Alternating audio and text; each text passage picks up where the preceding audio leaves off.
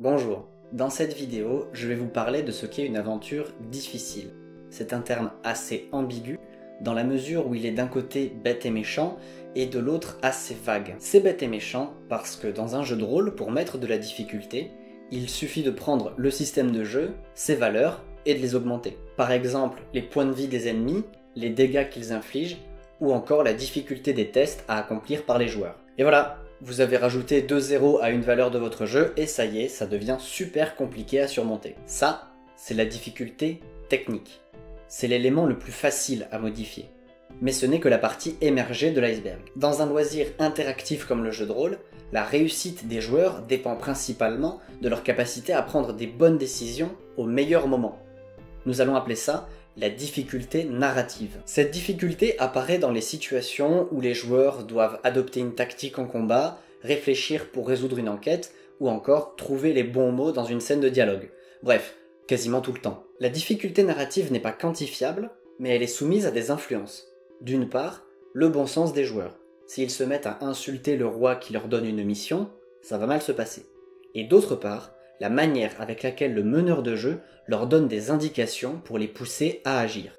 S'il passe son temps à décrire le roi comme un abruti et à montrer qu'il ne faut absolument pas l'écouter, tout à coup les joueurs ne sont plus si idiots à vouloir l'insulter. Bien, nous avons fait le tour de la difficulté dans son ensemble.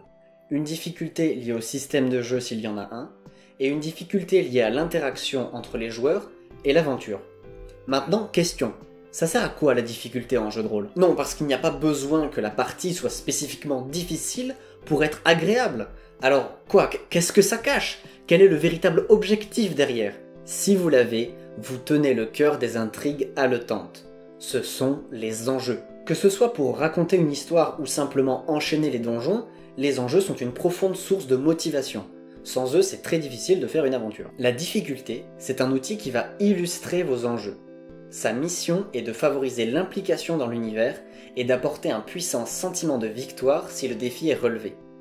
À sa manière, elle représente la cohérence de votre monde. Si vous construisez un personnage à la réputation menaçante et que vous souhaitez sincèrement qu'il représente une menace, ce dernier a intérêt à aligner les gros chiffres au niveau des dégâts pour montrer sa force. Sinon, ça va provoquer un contraste entre ce que le narrateur raconte et les faits véritables. Contraste qui risque de nuire à l'intérêt de la rencontre que vous avez créée. Il faut donc bien doser. Pour viser juste, vous avez deux outils. Le premier, c'est le système de jeu en lui-même.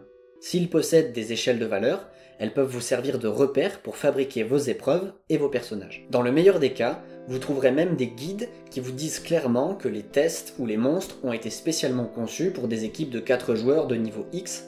C'est quelque chose que vous retrouvez notamment dans Chroniques oubliées. Le deuxième outil, un peu plus bourrin, c'est le test. Vous créez des profils et vous voyez ce que ça donne en jeu. Vous pouvez compléter ça en faisant éventuellement des calculs à l'avance pour estimer les chances de succès de l'équipe. Ça évite les situations de ce genre. Les portes de l'arène se ferment derrière vous et le capitaine dragon prépare son attaque. Vous prenez tous 210 points de dégâts. Quoi, tout le monde est mort? Ah! Ah merde! Ben... Fin de l'aventure, alors vous avez perdu? Non mais j'avais prévu encore 2 chapitres d'histoire, mais on peut plus rien faire là parce que... Pour faire vos tests de manière plus dynamique, vous pouvez de temps en temps ajouter un prototype de personnage dans vos aventures pour voir comment il se débrouille en partie. Par exemple, un sbire spécial qui a à peu près les mêmes capacités que son chef, mais en moins fort. De cette manière, vous évitez les désastres et vous récoltez des informations pour ajuster le tir lors de la véritable confrontation. Vous corrigez éventuellement les chiffres, les compétences, mais surtout remarquez bien comment vos joueurs ont réagi à la situation. S'ils n'ont clairement rien compris à ce qui s'est passé et qu'ils ne comptent en tirer aucune leçon pour mieux gérer le prochain affrontement, je ne leur prédis pas un grand avenir. Et puis surtout, il en sort un problème. Nous arrivons dans un cas où le maître du jeu a proposé une difficulté à laquelle les joueurs n'adhèrent pas forcément. J'ai connu justement ce genre de situation en jeu de rôle et je vais vous les raconter. Je vais comparer 2 tables qui ont traité la difficulté de manière différente et ce que ça a donné. J'étais du côté des joueurs. Dans la première table, le maître du jeu nous a dit que nous allions devoir mener des enquêtes. L'histoire commence. Nous devons trouver un tueur en série, et pour résumer, toute l'équipe se fait mener par le bout du nez du début à la fin, au point que la révélation finale et l'ensemble de l'intrigue nous sont expliqués par le maître du jeu après le dernier acte. en s'adressant directement aux joueurs parce que personne n'avait rien compris. Ici, la difficulté a été vécue comme une limite aveugle et impossible à cerner. Cela a entraîné l'équipe d'échec en échec sans qu'elle puisse s'améliorer. Donc autant vous dire que lorsque nous avions appris le fin mot de l'histoire, l'intérêt pour les enjeux n'était pas vraiment là. Dans la seconde table, le maître du jeu nous a fait commencer avec une histoire courte pour nous familiariser avec l'univers, nos coéquipiers et son style de jeu. Après avoir remarqué notre manière de faire, il a vu que nous avions une bonne cohésion de groupe. Il nous a alors proposé de continuer à jouer, mais en mode difficile, pour mettre à l'épreuve notre capacité à nous coordonner et vivre nos aventures de manière plus intense. Tout le monde était d'accord. Résultat, comme nous étions prévenus, nous nous sommes impliqués en conséquence. Les intrigues et les combats représentaient pour nous des défis à surmonter en équipe face à un maître du jeu qui nous avait clairement dit « Je vous fais confiance, donnez tout ce que vous avez, je vais tester vos limites ». Que retenir de cela? Tout d'abord que la difficulté perd tout son intérêt si elle est uniquement vécue comme un obstacle.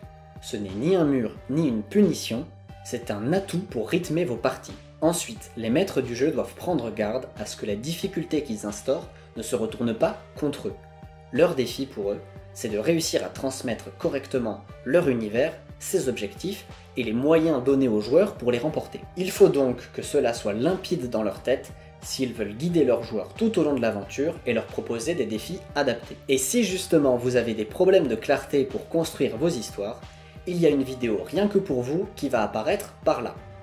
Quant à moi, je vous laisse, je vais probablement disparaître dans un fondu en noir, alors je vous dis à une prochaine fois.